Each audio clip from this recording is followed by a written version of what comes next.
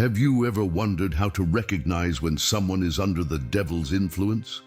We're not talking about possession, that extreme case where evil takes direct control of a person's body, but something far more subtle and much more common, influence itself. Exorcists tell us that the devil has a very specific personality, filled with hatred, pride, lies, and despair. And when someone, through carelessness or rebellion, opens themselves to this action, they begin to mirror these traits. It's as if the enemy leaves invisible marks on their character, signs that manifest in attitudes, words, and reactions. That's why, yes, it's possible to discover when someone is acting under his inspiration. If you believe in Padre Pio's spiritual wisdom and want his protection against evil influences, write in the comments, "Padre Pio, protect me from evil." Your faith can be a shield for others who read your testimony. Today, I'm going to show you the behaviors and signs that allow us to identify the devil's influence in people's lives. Stay with me, because what you're about to discover could change the way you see those around you, and also the way you see yourself. Padre Pio of Pietrelcina, a saint marked by suffering and spiritual warfare, knew the devil face to face. He was struck by him, dragged across the floor, tempted with horrible thoughts, tormented with noises, nauseating smells, and visions of terror. However, he never gave in. He knew how to clearly discern when a soul was under the influence of evil, and warned his spiritual children that Satan acts very cunningly, infiltrating little by little. He said, "The devil is like a rabid dog on a chain. If you don't get close, he won't bite. But if you get too close, he destroys." But what exactly are these signs that show us the influence of evil? This isn't about obsession or seeing the devil in everything, but about being attentive, vigilant. As St. Peter urges us in his letter, "Be alert and of sober mind." Your enemy, the devil, prowls around like a roaring lion looking for someone to devour. 1 Peter 5:8. The signs I'm about to reveal aren't just theoretical concepts. They're real patterns that spiritual directors, exorcists, and saints like Padre Pio have identified through centuries of spiritual warfare. These aren't meant to create fear, but to arm you with knowledge. Because when we can recognize the enemy's tactics, we can defend ourselves and help others break free from his subtle chains. Are you ready to discover what Padre Pio knew about recognizing evil's influence? Let's begin with the first unmistakable sign. Throughout his life, Padre Pio experienced direct attacks from the devil that went far beyond what most of us could imagine. The enemy would physically assault him, leaving visible marks on his body. Witnesses heard terrifying screams coming from his cell at night, sounds that weren't human. The devil would appear to him in disgusting forms, fill his room with putrid odors, and try to break his spirit with blasphemous temptations. Yet through all these attacks, Padre Pio never wavered in his faith. He learned to recognize the enemy's voice, his tactics, and his influence on souls. This wasn't theoretical knowledge for him. It was lived experience earned through decades of spiritual combat. The devil, Padre Pio would tell his spiritual children, is like a rabid dog on a chain. If you don't get close to him, he can't bite you. But if you venture too close, he will tear you apart. This wasn't said to frighten, but to warn. He understood that the devil's greatest weapon isn't his roar. It's his ability to convince us he doesn't exist. Padre Pio had what spiritual directors call the gift of discernment of spirits. He could look at a person and immediately sense whether they were under spiritual attack, living in grace, or somewhere in between. Penitents would come to confession with him, thinking they could hide their sins or their spiritual state, only to have Padre Pio reveal exactly what was troubling their souls before they spoke a word. This gift wasn't just supernatural intuition, it was earned through years of prayer, suffering, and intimate knowledge of how evil operates. He understood that Satan rarely works through dramatic possessions or obvious manifestations. Instead, he prefers subtle influence, slowly poisoning thoughts, gradually hardening hearts, and carefully leading souls away from God's light. As St. Peter warned the early Christians, and as Padre Pio would remind his spiritual children, be alert and of sober mind. Your enemy, the devil, prowls around like a roaring lion looking for someone to devour. 1 Peter 5:8. The key word here is prowls. The devil doesn't announce himself. He stalks quietly, looking for weakness, for an opening, for just the right moment to strike. That's why recognizing his influence is so crucial for every believer. Now let's dive into the actual signs that reveal when someone is under the devil's influence. Remember, these aren't meant to make us suspicious of everyone around us, but to help us recognize when someone, perhaps even ourselves, needs spiritual help. The first unmistakable sign is rejection of the sacred.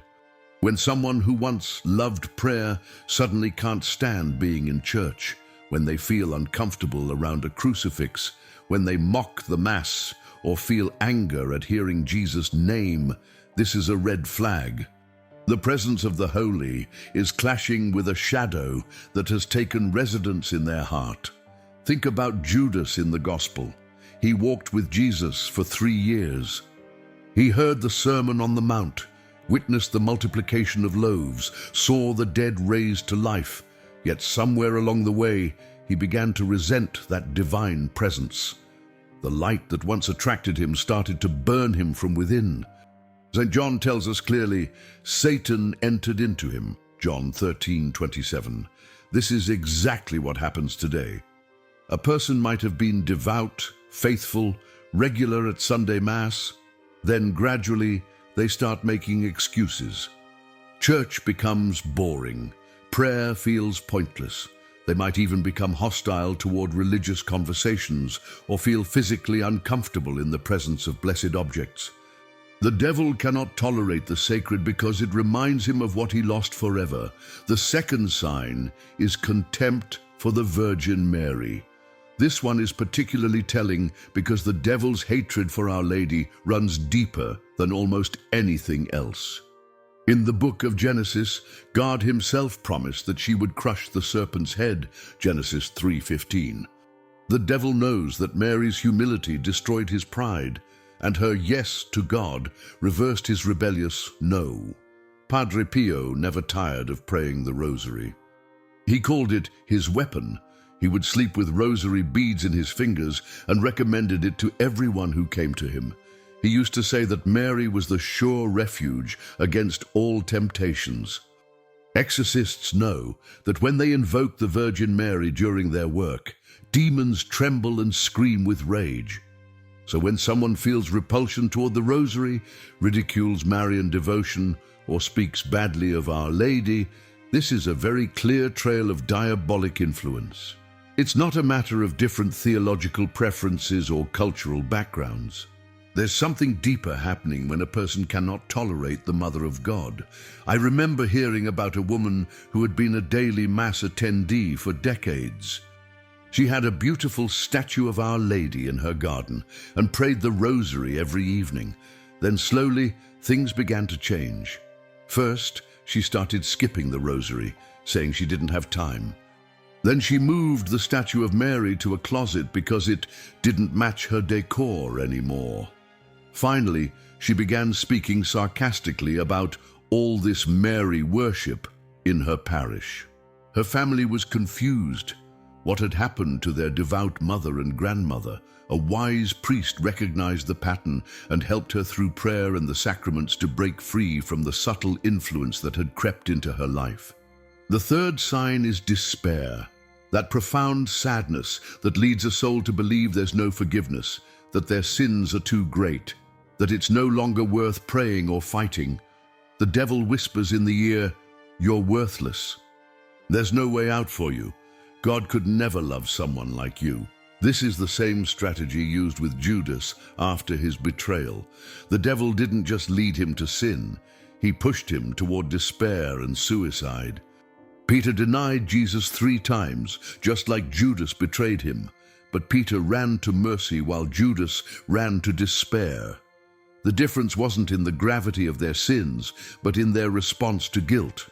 Padre Pio warned that fear and despair are the devil's weapons. Fear is worse than the devil himself because it paralyzes faith. In contrast, God's voice always invites us to mercy and calls us to rise again. Even when we've fallen badly, even when we've committed serious sins, God's voice says, "Come to me, all you who are weary and burdened, and I will give you rest." Matthew 11:28. The voice of despair says, "It's over for you." The voice of God says, "Let's begin again." When someone is trapped in despair, unable to believe in forgiveness, convinced that their situation is hopeless, this often indicates that the enemy has gained a foothold in their thoughts and emotions. These first 3 signs, rejection of the sacred, contempt for Mary, and spiritual despair, often work together. They form a pattern that gradually separates a soul from the sources of grace and mercy that could heal them. But here's where we need practical weapons for spiritual warfare. You know, as I've been sharing about these spiritual battles, I can't help but think about the countless people who've asked me, how do I protect myself? What weapons did Padre Pio actually use? Well, just like Padre Pio relied on the rosary as his primary weapon against these very attacks we're discussing, we too need that same spiritual armor. That's exactly why we created the ebook, The Power of the Rosary with Padre Pio, Miracles, Protection, and Divine Graces. This isn't just another prayer book. It's a complete spiritual warfare manual. You'll discover how to pray the rosary with the same devotion Padre Pio had, learn from actual testimonies of miraculous protection, and access his most powerful teachings about prayer. Plus, you'll get a 30-day prayer guide with daily intentions and special prayers for protection, healing, and liberation that Padre Pio himself recommended.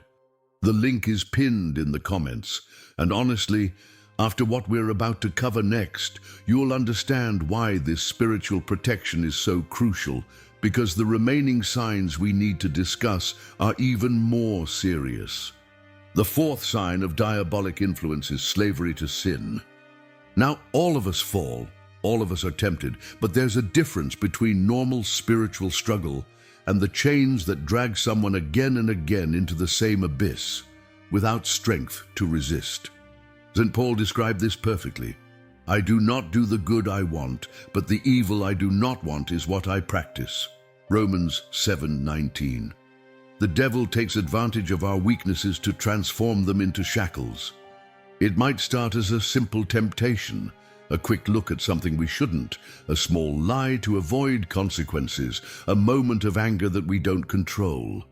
But gradually, what seemed like isolated incidents become patterns, then habits, then addictions.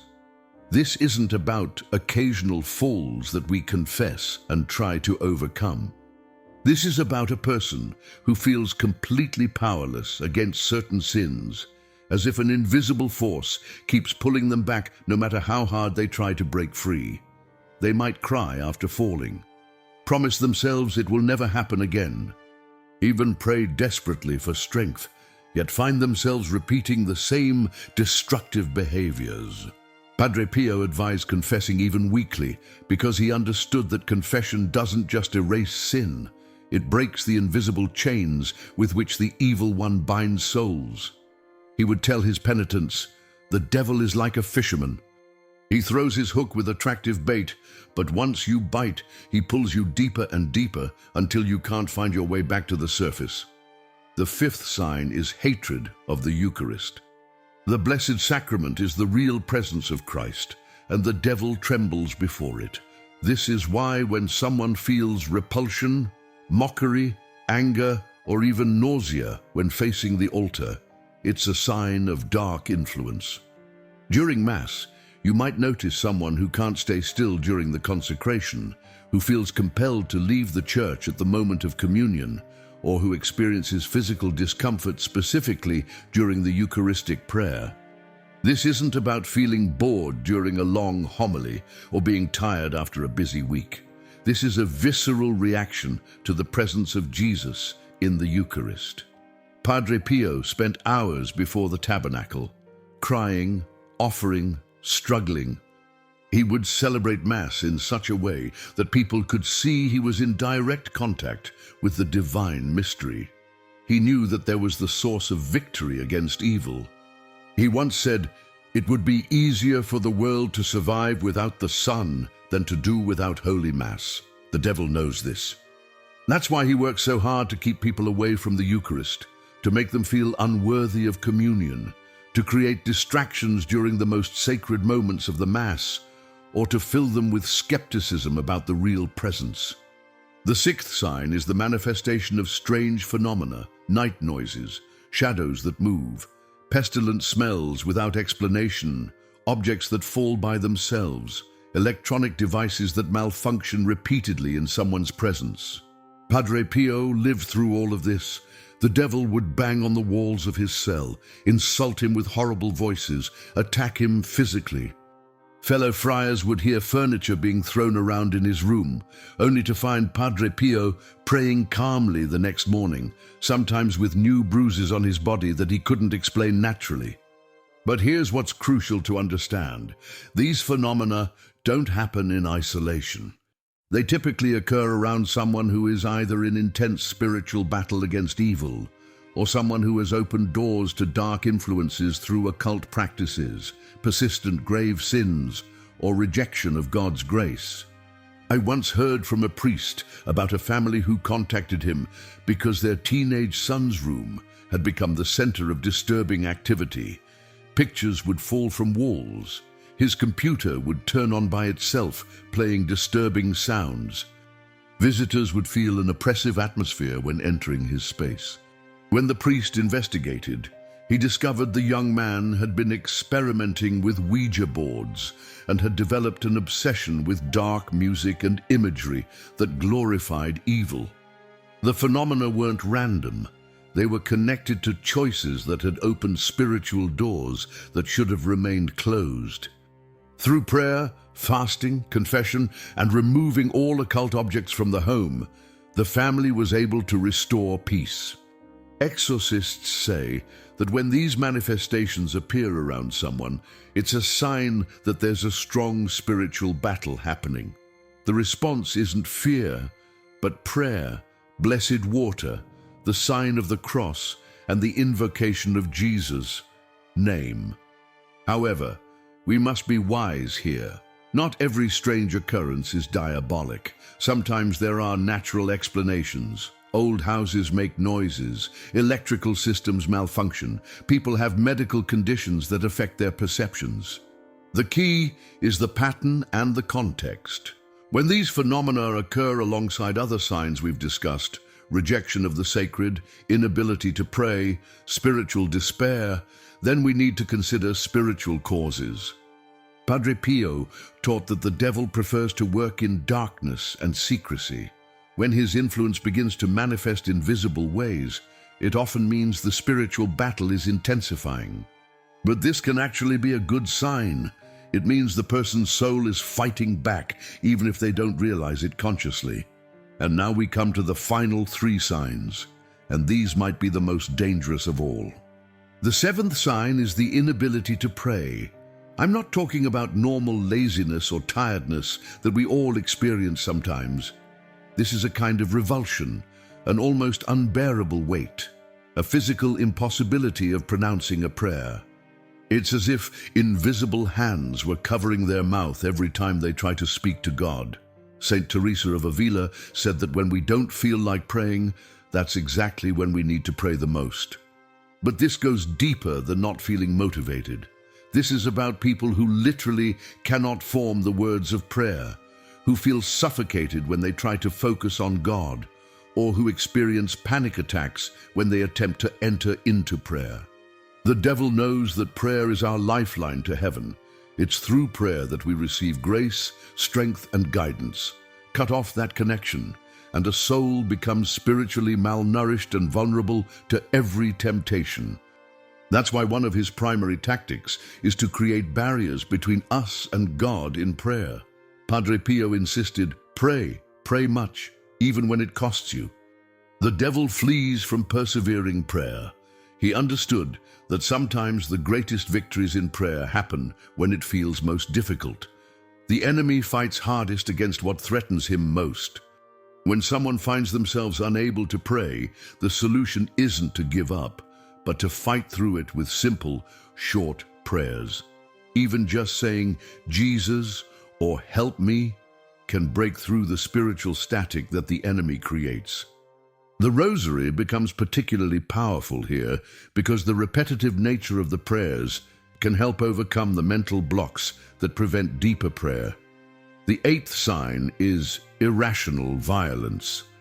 The Gospel tells us that the devil is a murderer from the beginning, John 8:44. When someone transforms, without apparent reason, into a whirlwind of hatred, screaming, insults, and destruction, it's as if a flame of fury has taken control from within. Now we need to be careful here. Mental illness is real. Psychological trauma can cause violent outbursts. Medical conditions can affect behavior dramatically. We're not suggesting that every angry person is under demonic influence, but sometimes the root goes deeper than psychology or chemistry. The violence we're talking about has certain characteristics. It often targets specifically religious objects or people. The person might be calm one moment and then explode with disproportionate rage when presented with a crucifix, holy water, or when someone begins to pray. The violence might be accompanied by knowledge they shouldn't have, strength beyond their normal capacity, or a voice that doesn't sound quite like their own. Padre Pio experienced this kind of irrational hatred directed toward him.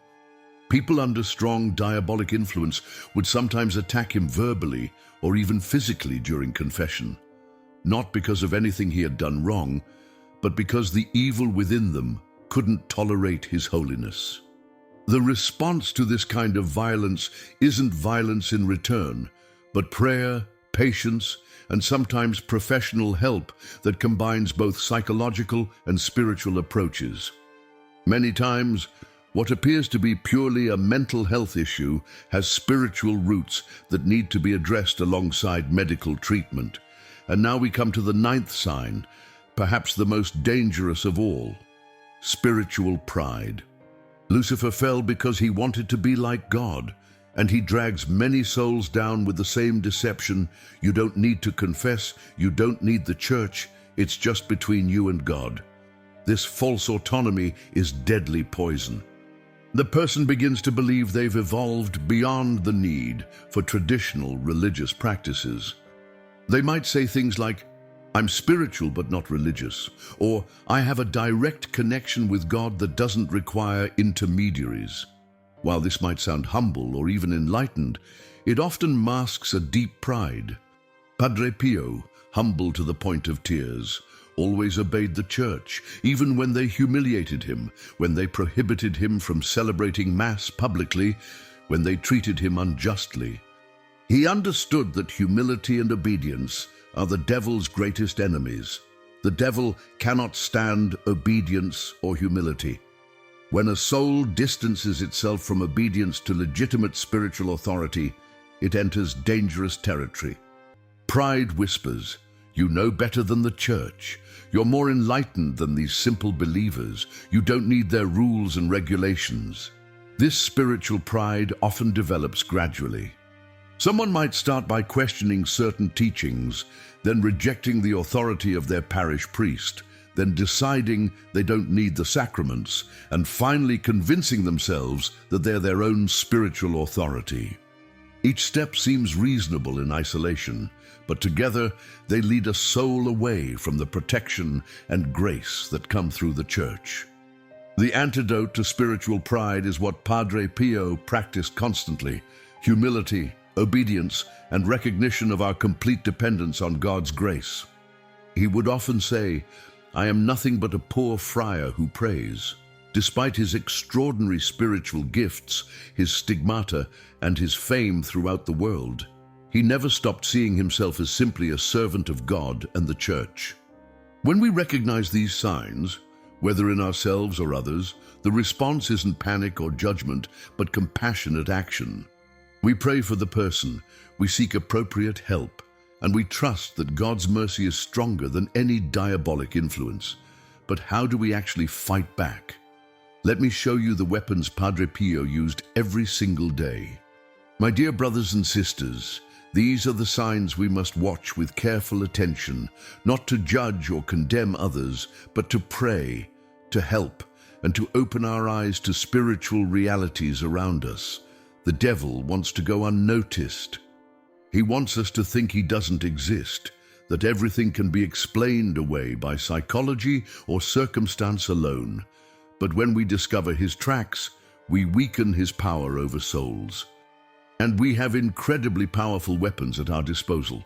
Frequent confession that breaks the chains of sin, the Holy Mass where heaven touches earth, the Rosary that terrifies demons, fasting that strengthens our spiritual muscles, holy water that sanctifies our homes, blessed medals that carry protection, and concrete acts of charity toward those most in need.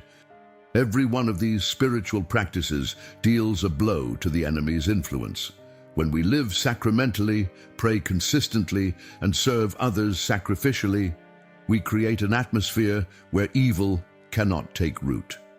I want to invite you now to share in the comments if you've ever noticed any of these signs in your life or in someone close to you. Have you felt rejection towards sacred things? Have you struggled with despair? Have you witnessed strange phenomena in your home? Your testimony in the comments could help others recognize what's happening in their own lives and seek the help they need. Also, please share your prayer intentions with our community. We are a spiritual family, and your needs will be carried in the prayers and rosaries of many faithful souls who watch this channel. There's power when believers unite in prayer for one another. Share this video with someone who might need to hear these truths. Maybe there's someone you love who is under a dark influence and needs to understand what's happening to them. Do this out of charity, out of love for souls who are suffering and searching for answers. Remember always, Christ has already won the victory. The devil can roar, he can deceive, he can create chaos, but he is defeated. And whoever holds Mary's hand never gets lost. Padre Pio knew this truth and lived it every day of his life, even through the most intense spiritual battles. You too can experience this victory over evil. Don't be afraid of the spiritual battle, be prepared for it. Heaven is promised to those who persevere in faith, and no force of hell can snatch you from God's hands if you remain faithful to him. Before you go, I want to ask for your help in spreading Padre Pio's wisdom to more souls who desperately need this spiritual guidance. We're building a community of believers committed to sharing the truth about spiritual warfare and God's protection. If this message touched your heart, please hit the like button. It helps more people discover these life-changing teachings. Share this video with your family and friends who need spiritual strength, and consider becoming a channel member to support our mission of bringing Padre Pio's wisdom to souls around the world. Together, we can be instruments of God's light in a world that desperately needs hope and truth.